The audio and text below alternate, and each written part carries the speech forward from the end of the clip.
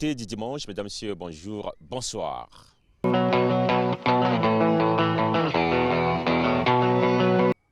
Alors cette semaine, l'activité phare aura été justement la fête de la musique. La fête de la musique, nous étions dans la rue Vano, l'une des plus congolaises de ruelles de Paris, plus précisément à la Galerie Librairie Congo, où Foné Ngombe avait initié l'an zéro d'un concept qu'il lance dorénavant. Chaque 21 juin à Paris, Foné se retrouve avec les artistes. Foné, lui qui était un écrivain.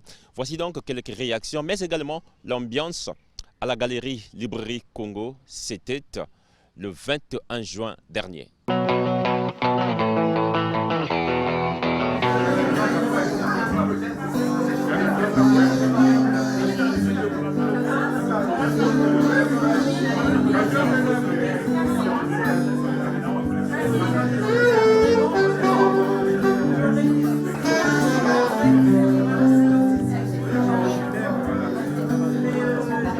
Le concept, j'espère que c'est l'an zéro et qu'il y aura une suite derrière, c'est parler un peu des textes. Parce qu'on connaît la musique du bassin du Congo qui fait remuer le bassin, c'est le cas de le dire.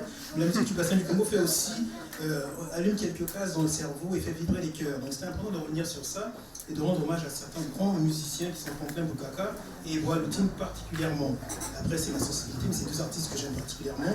Donc j'ai pensé à Richard Epouset qui a une filiation naturelle avec Boa Lutine. Ceux qui en ferment les yeux, on croit que c'est du Lutine. Et quand on parle de Saladin, Bukaka, il y a également une filiation. Et Jackson Mabindi rend hommage particulièrement en ce moment à Lou Bello, qui est un grand musicien de chez nous, et à Franklin Bukaka. Donc c'est pas anodin tout ça. Et grâce, bon, c'est la touche, c'est la grâce, ça se passe de commentaires. Vraiment, c'est avec un peu d'émotion contenue que je vous remercie et j'espère qu'il y aura une autre édition. Avec joie et comme tous ceux qui étaient dans la salle, on vous a écouté, ça rappelle bien des choses. Avec vous, on aime à dire la musique traverse les frontières. Avec vous, vous traversez les âges finalement. Je viens à vous tout simplement pour d'abord cette initiative. Comment l'appréciez-vous? Alors, je suis ravi d'être là parce que c'est une initiative, c'est un concept plutôt intimiste parce que ça nous permet d'être proche du public et de partager, d'avoir un contact direct, partager avec le public un moment fort. Plutôt que des grands concerts où on est loin du public, on n'a pas l'impression. On voit la foule mais on ne distingue pas les gens. Donc moi j'étais très ravi d'être là cet après-midi. Et je pense que les concepts comme ça doivent se multiplier pour valoriser les artistes et aussi casser le mythe entre le public et l'artiste. Parce que quand on est plus près de l'artiste, on ressent d'autres émotions que d'avoir simplement son disque à la maison, que d'écouter. Mais de le voir de vrai, ça apporte autre chose. On a parlé, moi j'ai lu les dépliants. On a insisté sur les contenus finalement. C'est aussi un comeback, comme qui dirait, à la chanson. Quand on parle de la chanson, on voit le côté classique d'ailleurs. Hein. Eh bien, moi je suis de ceux qui pensent qu'effectivement il faut éduquer la jeunesse, il faut éduquer les gens, tout simplement. Et la musique est un vecteur d'éducation. J'ai lu cette expression de joie. Une telle initiative, 6 mots il y a, avec quel mot appréciez-vous? J'interviens parce que j'ai vu des artistes chanter. Et étant donné que moi-même je chante, je ne suis pas une artiste, je chante dans des chorales et j'accompagne parfois certains artistes, je fais que des chœurs. Donc moi c'est un plaisir en ce jour de la fête de la musique de pouvoir partager ce moment avec les artistes qui chantent. Donc dans la foulée, je chante également. Bon voilà, donc vous avez eu cette chance parce que la vérité, ça en est une, de suivre ces artistes qui se sont produits ici. Moi tout de suite, je m'en vais vous poser la question de savoir quelle est votre réaction, comment vous les avez appréciés? Eh bien, écoutez, voilà, déjà, si on a un fou rire, il y a une humeur qui est hyper agréable. Tout est très positif ici. On a été très bien accueillis, que ce soit le petit punch. Voilà, tout de suite, on s'est senti un peu comme chez nous et on a juste vu le saxophoniste sur la fin. Malheureusement, on a loupé la majorité, mais le peu qu'on a entendu, très belle voix de gospel et beaux instruments, quoi. C'était un bonheur. Prochaine fois, l'année prochaine, si vous le refaites, on sera là. L'année prochaine, vous serez là. Ce sera avec joie d'ailleurs. Merci.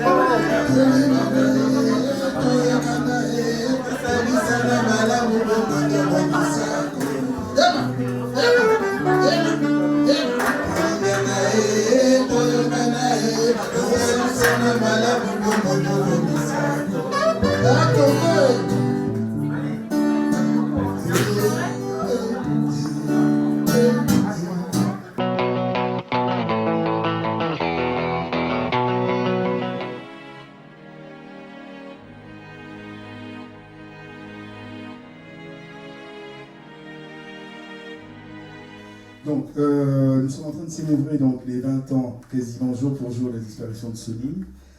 Et donc, on est, je dirais, dans le droit fil de la continuité de ce qu'on avait commencé ici déjà au mois de janvier. On avait fait déjà une représentation ici, peut-être qu'il y a ici des gens qui ont assisté. On a aussi accompagné donc, une pièce qui avait été jouée donc, au Tarmac, toujours donc, sur notre amie Sony. Et puis aujourd'hui, donc, ce soir, je voulais remercier donc, Monique Plein, qui a été l'initiatrice de cet événement aujourd'hui aussi, et qui nous fait l'honneur de venir chez nous, donc avec tout ce beau public, pour assister à cet événement. Et aussi merci donc à Chris Yanguna, ici présent, et aussi donc à mon ami à côté, qui s'appelle White. Je le lis en anglais, non? Non, Lambertville. Lambertville, pardon. Vous voyez, personne n'est parfait. Donc, je vais m'arrêter là. Je vais passer le micro donc, au premier de ces messieurs pour commencer la soirée. Les Bangos, chez Monsieur Perrono, riche propriétaire espagnol. Immense villa, bruit d'un petit groupe électrogène. Au salon, masques, objets d'art africains, collection de toutes sortes. Au fond du salon, une immense table à manger. Le tout nage dans un luxe insolite. Malo Bayenda entre. C'est le nouvel instituteur, j'imagine. Oui, monsieur. Salvatore Perrono. Malo Baena. Asseyez-vous, s'il vous plaît. Merci. Whisky. Manzano. Martini. Ou Primus, monsieur l'instituteur. Rien, merci. C'est un sale coin, hein. Mon paradis. Vous n'êtes pas exigeant, monsieur Perrono. Si. Je me connais. Je le suis, et bestialement. Ici, voyez-vous, monsieur l'instituteur, je suis tout. Absolument tout. Presque tout. Absolument tout. Ce n'est pas impossible. Je suis le drapeau, la loi, la liberté, le droit, la prison, le diable et le bon Dieu, enfin. Vous voyez bien tout. Si bien que toute la région m'écoute et m'obéit, disons, aveuglément. Je n'ai pas de chance. Pardon, Je viens de trop loin pour ne pas devoir vous dire. d'où venez-vous, au juste? Oh, monsieur, Vous ne savez même pas d'où vous sortez. je sortais. D'où voulez-vous qu'un homme qu'on a toujours grignoté sorte, sinon du fond de son odeur? Vous me distrayez, instituteur. Et si vous êtes si simple que ça? Simple? Oh, tout à fait. Je vous trouve bon enfant. Vous avez du ton. Depuis des années, je n'ai jamais rencontré un pygmée de votre solidité. Je ne suis pas un pygmée. Oh, pour moi, vous l'êtes. Voyez-vous, depuis longtemps, je n'ai jamais eu que du vide devant moi, du vide en face, un vide vierge. C'est énervant, le vide. Vous êtes le seul qui allait m'obéir parce que je commande. Les autres, nom de Dieu, c'est la foutaise. Ils obéissent par paresse. Vous, je vous faites. J'en aurai au moins un, oui, au moins un qui obéira par conviction. Donc, tendrement. Je ne sais pas obéir. Rassurez-vous, vous apprendrez, et c'est là que ça devient séduisant. Les autres savent, depuis la naissance, ils savent. Ils n'ont pas besoin de moi, vous, si. Je hais les héros. Mais vous me donnez comme ça un petit besoin, une sorte de tentation. Vous sentez délicieusement l'animal. Vous m'avez insulté, instituteur. Je vois. Nous sommes faits l'un pour l'autre. Vous m'obsédez. Ça n'est pas un jeu, monsieur l'instituteur. Je ne perdrai pas mon temps, c'est métier qu'un jeu. Je vous trouve vrai à mon tour. Vous croyez peut-être que je suis un héros? Pas du tout. Mais vous m'obsédez. Vous m'obsédez d'une obsession délicieuse. Vous me remuez. Vous êtes une ordure pure. Or moi, j'ai un petit faible pour la pureté, pour le plein. J'adore le plein. Le plein de vide comme le plein du plein. Vous m'avez infligé un coup de foudre. Parce que vous êtes le plein diable, la pleine crapule, l'ordure qui vibre. Vous me bombardez vos 90 kilos de viande de cochon dans les nerfs. Pérono. Je porte son nom comme une grossesse. Il bouge dans mes côtes. Il ébranle mes reins. Je vais le mettre au monde. Pérono. Il bloque mon bas-ventre. Il sort. Il est sorti. Ah! Vous m'avez déviergé. Déviergé. Sortez. Pas maintenant. Quand? Vous croyez à la marche arrière, n'est-ce pas? Les hommes de mon calibre n'ont pas de marche arrière. Ils défoncent, ils cabossent. Vous vouliez me posséder, pas vrai? Je suis imprenable. Imprenable, vous m'entendez? Je fonctionne naturellement et simplement. Le plus simplement du monde. Vous voulez m'apprivoiser, dites-vous? C'est votre droit. Le droit de la crapule. Non, monsieur Perronneau, je suis impossible à mettre en conserve. Vous croyez? Et comment donc? Oui, ouais. L'imprenable ordure. Qui êtes-vous au juste? Je ne vous demande pas de répondre. Je le saurai. D'où venez-vous?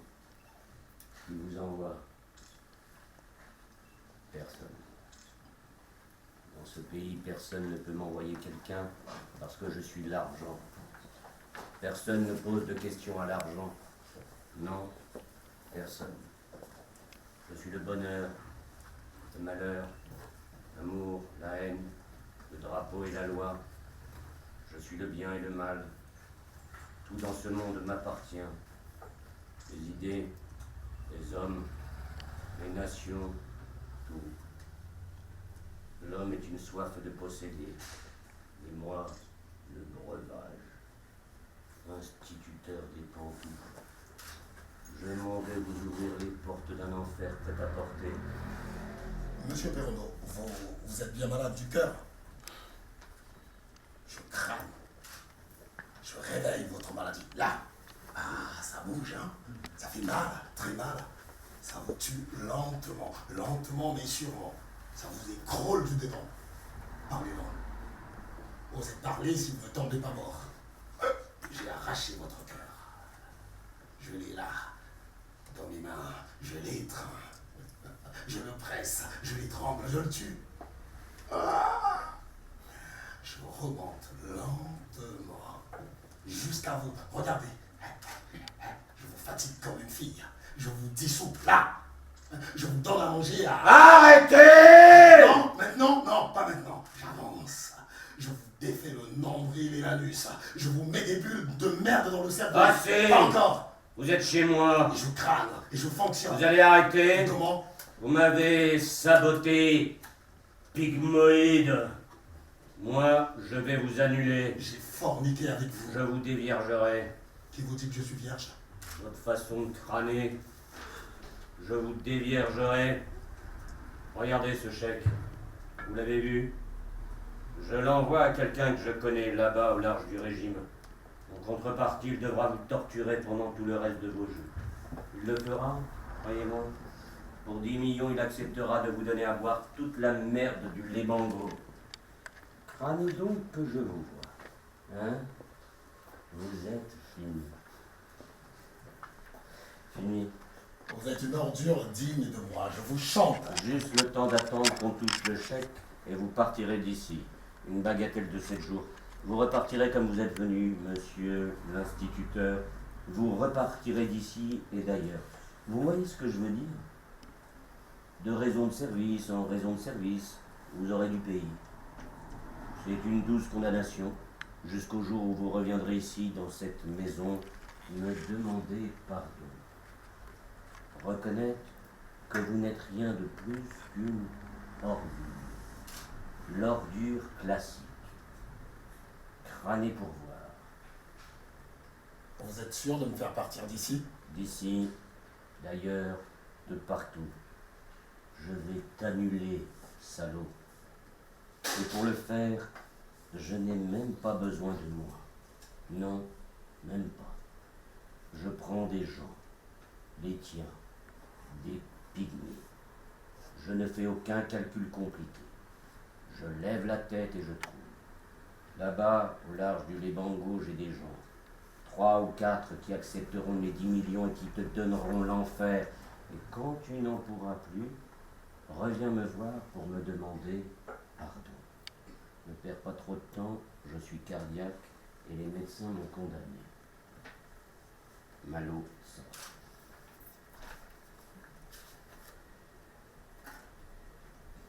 Interview de Sonny Laboutancy, extrait de paroles inédites de Sonny Laboutancy, publié chez... Au fond, salle d'attente vitrée sur le couloir. Derrière une porte bleue, inscription en lettres blanches, docteur. Sur les bancs, 8 personnes attendent avec Malou. Va-et-vient des malades dans le couloir. L'assistante sort du bureau du docteur. L'assistante à Malou. Vous êtes le monsieur d'hier? Pardon? Si vous êtes le monsieur d'hier. Mademoiselle, je suis d'aujourd'hui et je veux voir le docteur. Vous voulez voir le docteur, pourquoi? Pourquoi votre un docteur? Votre nom? Je suis son cousin. L'homme d'hier? Non, l'homme d'aujourd'hui. Vous étiez là hier? Ouais. Le docteur ne vous reçoit pas. Qu'il vient de me le dire lui-même. Vous êtes si important? Un malade, c'est toujours important. Vous ne voulez pas qu'on appelle la police? Pourquoi faire la police? Pour vous faire partir. Mademoiselle, regardez-moi bien. Ai-je la tête de quelqu'un qui fait travailler la police? Non. Alors s'il vous plaît, dites gentiment au docteur que le malade d'hier est revenu. Il me dira de vous dire qu'il ne vous reçoit pas. Essayez toujours. Précisez que c'est mon père, son oncle qui paye pour ses études. L'assistante disparaît derrière la porte du docteur, longue attente, pleure dans le couloir. Ce papier-là, quand je l'aurai, mais oui que je l'aurai. Impatienté, il tire la porte et entre directement chez le docteur. Bonjour docteur. Qui vous a dit d'entrer? Ma fatigue. Mon cousin, Oui? tu vas me le faire ce papier? Non. Tu vas me le faire? Non. Mais pourquoi? Parce que je ne peux pas uriner sur mon boulot. Tu ne l'as jamais fait? Si. Si. Alors tu ne veux pas répéter? Non. Cousin... Je ne suis pas votre cousin. Docteur. Je ne suis pas votre docteur. Monsieur, Vous voulez que j'appelle la police? c'est de la lâcheté. Laissez-moi passer. Le papier d'abord. Je vais me fâcher. Ben, tout le monde peut se fâcher après tout, c'est le pays. Vous avez dépassé la frontière. Il faut me comprendre, docteur. Vous n'avez pas le droit de fermer la porte à la réalité du pays. Je suis la réalité de ce pays. Docteur! Ah, Pourquoi êtes-vous docteur? pas pour soigner les cas de saligo quand même. Je ne suis pas un cas de saligo. Non, docteur, vous vous trompez sur mon compte. Je suis malade, très malade. Ah, pour ça, oui. Je souffre d'un saligo. Une espèce de tumeur qui s'appelle Pérono et ça clique. Vous souffrez d'une clique. Ouais. Je me bats. Je ne me suis pas trompé de lutte. J'ai été vendu à 10 millions de cailloux. Et qui a encaissé? Judas? Non, même pas.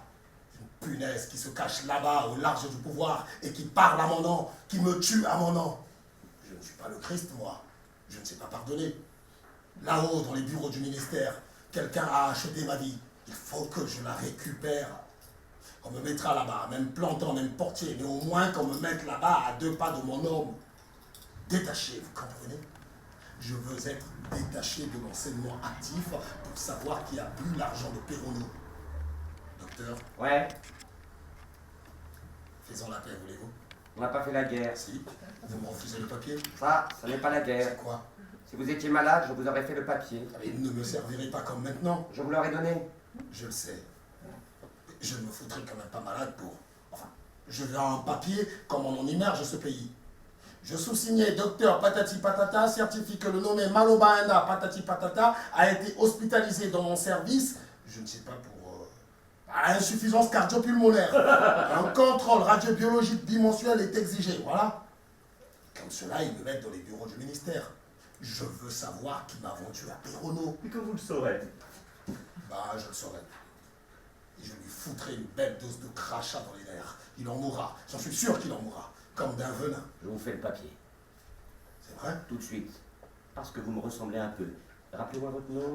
Bayena Malo. Voilà, comme ça. Merci, docteur. Vous êtes guéri maintenant? Oui, docteur. Au revoir. Adieu.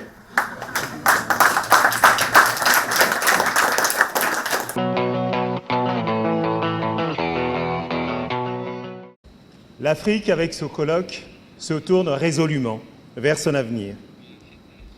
Son capital humain et son potentiel économique en font aujourd'hui l'un des continents qui, dans ce 21e siècle, comptera le plus dans les échanges internationaux.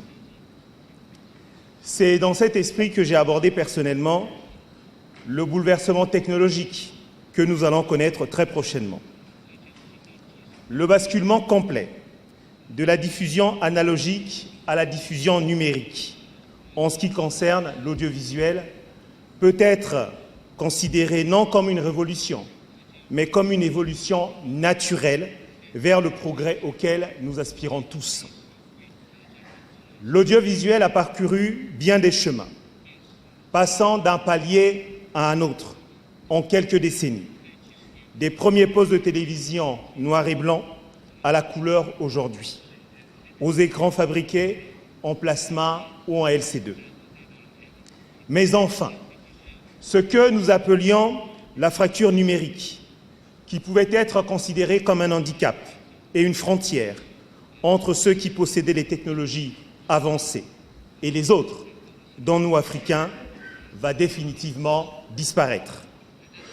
Nous aurons accès à toutes les nouvelles technologies de l'information, aussi bien dans le domaine de l'audiovisuel que dans celui de l'Internet et tous les autres modes de communication qui ne manqueront pas de naître dans les prochaines années. Certes, le numérique est déjà présent sur notre continent. Notre production est déjà en numérique. Mais pour la diffusion et la réception, elle n'était pas accessible à tous. Aussi, la décision de l'Union internationale des télécommunications, ayant proclamé le passage au tout numérique, est non seulement une avancée en raison d'une amélioration technique, mais elle est aussi devenue une décision nécessaire. Décision nécessaire sur le plan de la démocratie. Décision nécessaire sur le plan d'une société beaucoup plus juste.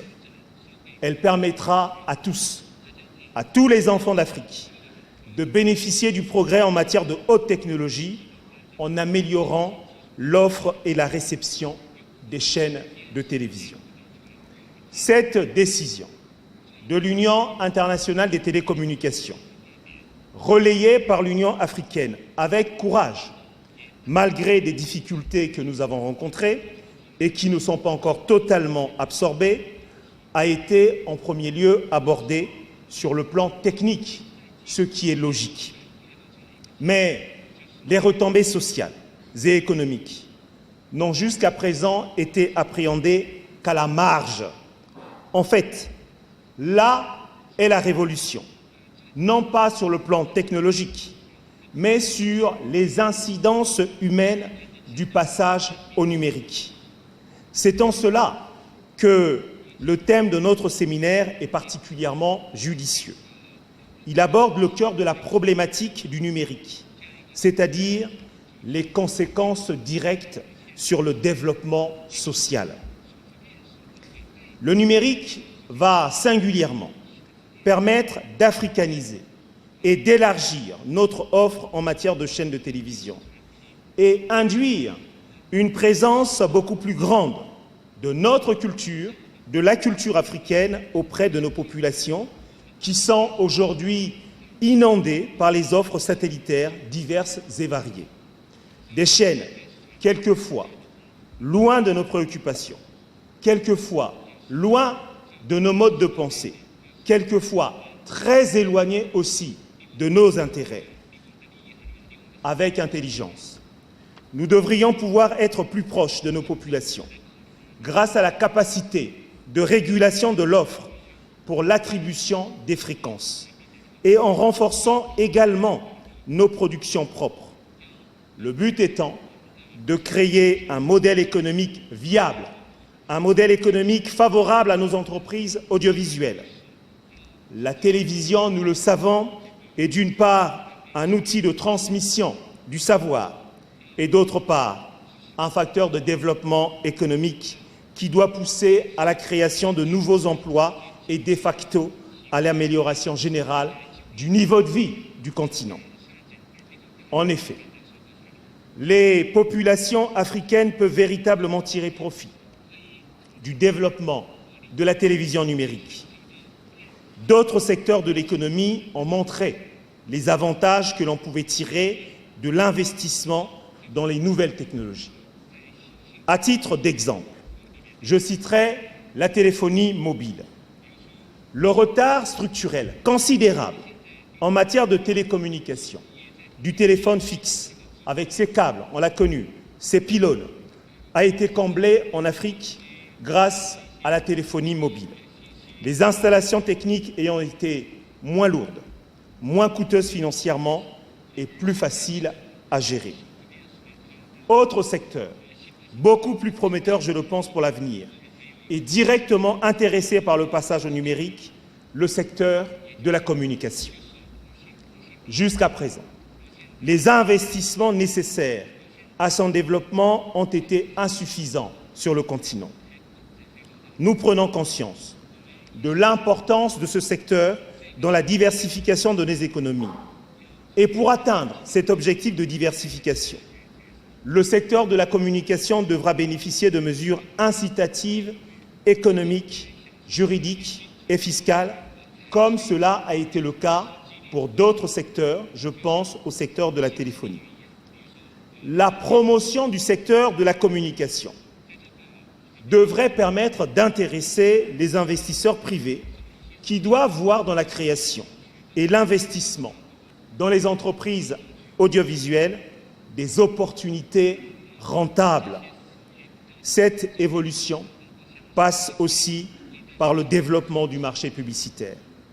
Le marché publicitaire, très limité de nos États, devra se structurer et être réglementé par l'État pour se développer et permettre la concurrence et une juste rémunération des entreprises audiovisuelles de notre continent. Et nous constatons, ce qui n'est pas le cas dans d'autres régions du monde, que les entreprises de l'audiovisuel sont plutôt démunies sur le continent face aux annonceurs. En effet, les diffuseurs devraient plutôt tirer le marché publicitaire vers le haut grâce à une offre de programmes séduisante. Or, c'est précisément là que le bas blesse. Il y a une perte en quantité et en qualité de nos programmes audiovisuels. Et pourtant, l'Afrique offre un grand gisement d'opportunités en matière de programmes. Sa diversité géographique, sa diversité culturelle, sa diversité artistique, la qualité de sa faune et de sa flore, notre histoire, les mutations actuelles de nos sociétés et de notre rapport à la mondialisation. Ce sont autant de sujets de programmes audiovisuels qui sont insuffisamment exploités par nos entreprises audiovisuelles aujourd'hui. Certes, cette situation s'explique par le manque de moyens, mais il s'agit plutôt d'attirer les investissements et les annonceurs. Et cela passe nécessairement par la qualité de l'offre de programmes. Cet objectif de qualité doit se conjuguer avec une politique de formation active qui transite par la création d'instituts de formation à vocation régionale et spécialisés dans ces domaines-là, avec le soutien, par exemple, de l'UNESCO. Nous nous devons, de ce fait même, de préparer en tant que responsables de ces secteurs des investissements, une organisation des marchés à tous les niveaux, national, régional et sous-régional, des partenariats solides, dans une approche gagnant-gagnant et profitable à tous, doivent être noués avec les grands groupes audiovisuels internationaux, comme c'est le cas ici, avec par exemple StarTime, qui nous accueille. Les partenariats existants déjà avec les grands groupes audiovisuels internationaux doivent être, de mon point de vue, redynamisés et orientés, si ce n'est réorientés, vers le développement de nos entreprises audiovisuelles nationales et indépendantes. Mesdames et messieurs, un marché africain de l'audiovisuel est en marche et nous ne devons pas rater cette phase de coopération internationale, cette phase de fortification de l'unité africaine qui participe de facto de la place du continent dans le système international. Pour ce qui nous concerne, au Congo-Brazzaville, nous nous attelons à la mise en place d'un vaste programme de développement du secteur de l'audiovisuel et de la communication. Nous allons augmenter les investissements institutionnels dans le capital des entreprises audiovisuelles et inciter les annonceurs à participer plus activement au développement de ce secteur. Des mesures économiques, des mesures juridiques, des mesures fiscales seront prises par le gouvernement du Congo pour attirer les investisseurs nationaux et internationaux dans le secteur de la communication, qui est un secteur actif dans notre pays. Le secteur privé sera encouragé pour financer des programmes par le sponsoring, le partenariat et la publicité dans un secteur qui devra être beaucoup mieux régulé, beaucoup mieux réglementé, au bénéfice bien sûr de l'intérêt national. Notre gouvernement, sous l'impulsion du président de la République, son Excellence M. Denis Sassou Nguesso, a déjà pris en charge une grande partie du développement du secteur de la communication. Chacun des départements de la République du Congo est aujourd'hui doté d'infrastructures audiovisuelles. Et rappelons que le passage à la diffusion numérique est entièrement financé par l'État grâce aux facilités que nous mettrons en place. Le secteur privé national et international est appelé également à prendre le relais pour assurer une croissance pérenne du secteur et pour avoir un modèle économique qui satisfasse non seulement les intérêts du privé, mais aussi les intérêts de l'État et donc l'intérêt général. Mesdames et messieurs, aujourd'hui, nous le savons, les ondes et les images n'ont plus de frontières, mais sachant les utiliser pour promouvoir nos différentes cultures, la culture du continent africain qui est variée, qui est riche. Et notre rôle de décideur sera d'accompagner avec efficacité cette nouvelle aventure africaine. cette nouvelle frontière qui s'ouvre à nous, bien entendu, de saisir cette réalité tournée vers le progrès social de nos peuples et vers des échanges porteurs de sens et de puissance pour nos nations. En cela, l'Afrique reste une terre de promesses. Que vous ayez été si nombreux à être conviés ici en témoigne, mesdames et messieurs. À nous de tenir cette promesse que nous tenons de nos aïeux, de nos parents. Je vous remercie.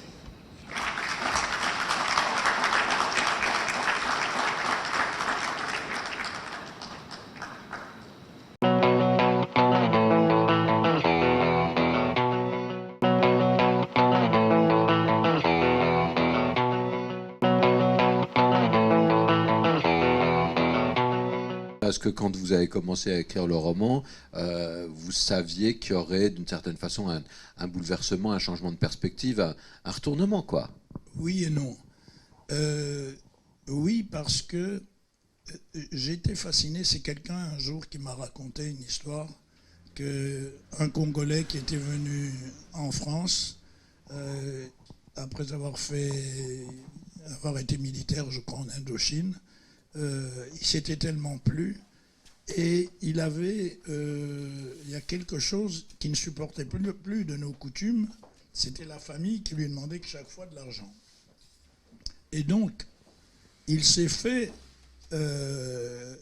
il a écrit, il a fait comme si un autre écrivait pour annoncer sa mort. Alors, moi, je suis parti de cette histoire. Et au début, ça devait être ça, l'histoire. Et puis, ça ne tournait pas bien. Et je me suis dit, donc, allons dès le début, on va apercevoir le personnage et petit à petit, on va découvrir d'où il vient. Donc c'est pour ça que quand j'ai vraiment commencé, je savais où j'allais. Alors, dans cette écriture qui nous emmène donc de la Vendée vers l'Afrique, est-ce qu'il y a une volupté des noms? Vous gardez bien de faire un pittoresque trop facile. Mais j'ai remarqué, je le disais tout à l'heure, un plaisir des noms vendéens, des noms de Noirmoutier, des noms qui justement ont cette espèce de poli, de galet qu'on peut trouver là-bas. Et plus on avance, plus justement on va aller vers des noms qui sont différents et des imaginaires qui sont différents.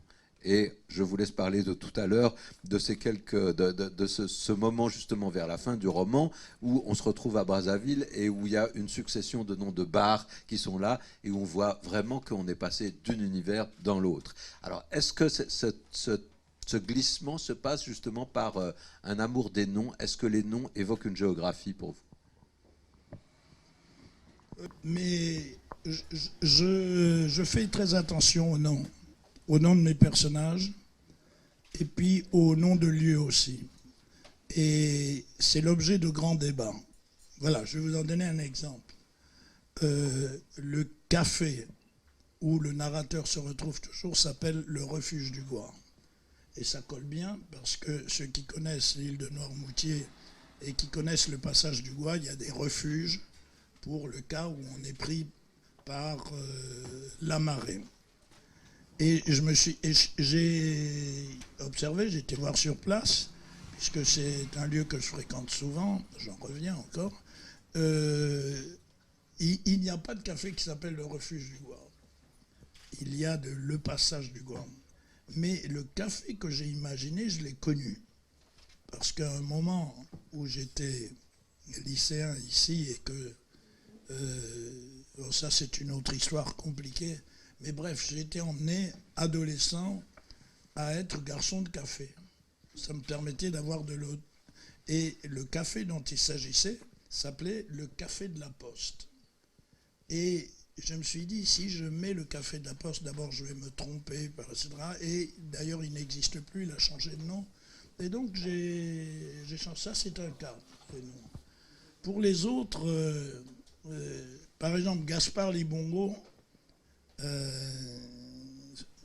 les lingalophones savent ce que c'est Libongo, c'est la rive. Alors il y a peut-être la rive, le rivage, il y a peut-être un symbole là-dedans, mais il y a surtout, je suis partagé entre des mots, des noms, parce qu'il y a des noms chez nous, comme partout, qui font rire, qui sont amusants. C'est ce que j'ai fait dans Le Chercheur d'Afrique avec Hannibal, Bouakamabé, etc. Je ne me souviens même plus de la litanie de son nom. Là, ça se termine par ça. Là, c'est amusant. Mais après, c'est très simple. Hein, j'essaye de ne pas dépasser 3 syllabes. Parce que je sais que, malheureusement, ça me fait mal de dire ça, mais c'est vrai. Je crois que, j'ai pas de statistiques là-dessus, mais j'ai plus de lecteurs à l'étranger qu'au Congo. Et je me dis, faut pas jouer l'exotique avec. Il faut que je sois un apparaisse exotique ni au Congo, ni hors du Congo. Vous voyez comme vous jouez toujours avec les lieux. Au tout début de cet entretien, je vous parle du métis et vous me dites, ou vous nous dites, dans mon pays, on dit comme ça. Je me dis, qu'est-ce qu'il veut dire dans mon pays? Et là, c'est presque le contraire. Vous dites, j'ai plus de lecteurs à l'étranger. Je me dis, il va dire, j'ai plus de lecteurs à l'étranger qu'en France. Eh bien non, vous dites, j'ai plus de lecteurs à l'étranger qu'au Congo. C'est du jonglage. Vous jonglez tout le temps avec qu'est-ce que c'est que l'étranger? L'étranger par rapport à la France, l'étranger par rapport au Congo. On le retrouve dans vos propos, là. C'est que je suis de là-bas, d'ici et d'ailleurs. Est-ce que je peux me permettre de lire un tout petit extrait? Un extrait. Que tu lises bien. Bon, ce que tu sais faire. Ouais, je vais faire un effort. Un deuil sans veillée équivaut pour les Congolais à un mariage sans dot, à un plat sans pili-pili, un événement sans valeur. Les matangas s'enchaînent généralement toutes les nuits de la semaine. Qu'on se rassure, ce ne sont pas des réunions aussi lugubres que l'imaginent les Européens. On se recueille, certes, mais on y compte aussi des histoires. On y chante des complaintes, on y récite des légendes en voie de disparition, on y commente l'actualité. On s'y donne rendez-vous pour régler des affaires. On y révèle la face cachée de la vie politique. On s'y dénombre. On épingle les absents. On y drague. Je le dis en connaissance de cause. Même si je n'ai commis ce péché qu'une fois. Pas comme certains congénères qui se rendaient systématiquement au Matanga, nos veillées mortuaires, afin soit d'y courir la prête-antenne, soit d'y retrouver celle que l'on baptise, sur les 2 rives du fleuve, le 2e bureau. Et que les Chiliens, je l'ai appris récemment, appellent avec autant d'esprit et de malice que nous, la succursale. Bon. Voilà quand même un beau passage qui montre que justement, on est bien loin de Noirmoutier. Alors, il y a tout un voyage dans ce roman. C'est un voyage vers quoi? C'est un voyage vers le passé pour découvrir qui on est, qui on a été? Constamment. On est toujours dans le présent, dans le passé, dans le futur, en tous les cas moi. Et c'est ce qui nourrit ma création. C'est que au début, quand j'étais gosse, ou gosse déjà assez âgé, disons au lycée, des membres de ma famille me disaient toujours que j'étais perdu dans les rêves, dans la lecture, ou bien encore, j'avais inventé par exemple un Tour de France avec des billes, très, très développé, etc. Bon, bref, j'étais dans l'imaginaire.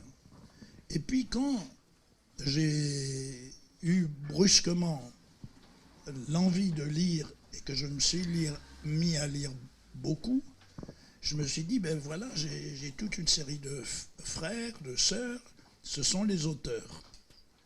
Et quand je me suis mis à écrire, au fond, je crois, je ne sais pas s'il y a d'autres écrivains dans la salle qui ressentent cela, je joue. C'est un jeu de loi que j'imagine, que je crée, Et je pense qu'il faut faire ce jeu-là.